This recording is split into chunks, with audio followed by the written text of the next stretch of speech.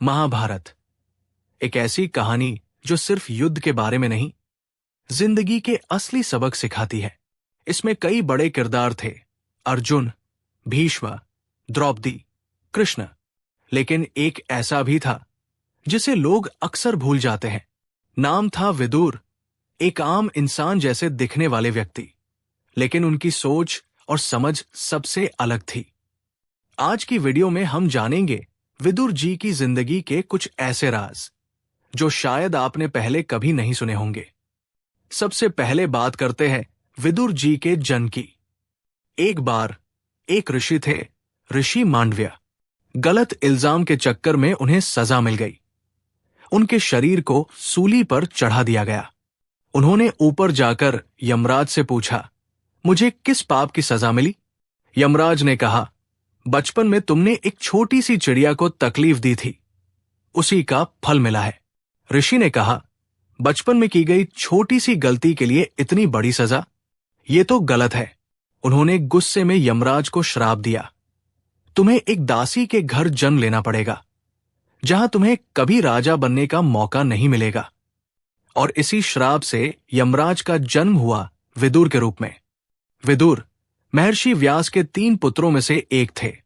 एक अंधे राजा धृतराष्ट्र, दूसरे पांडु और तीसरे विदुर, जो एक दासी के घर पैदा हुए।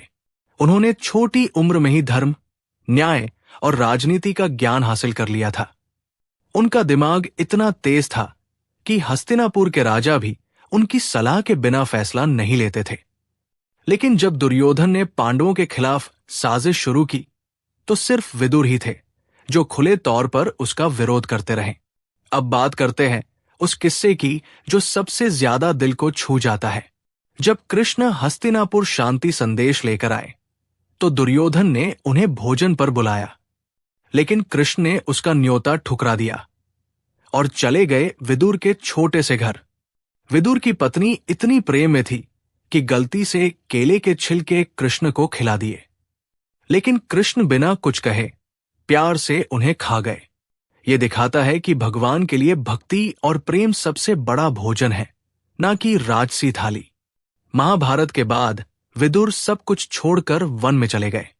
वहां उनका मिलन हुआ युधिष्ठिर से, जिसे देखते ही विदुर शांत हो गए और कहा जाता है कि उनकी आत्मा युधिष्ठिर में समा गई।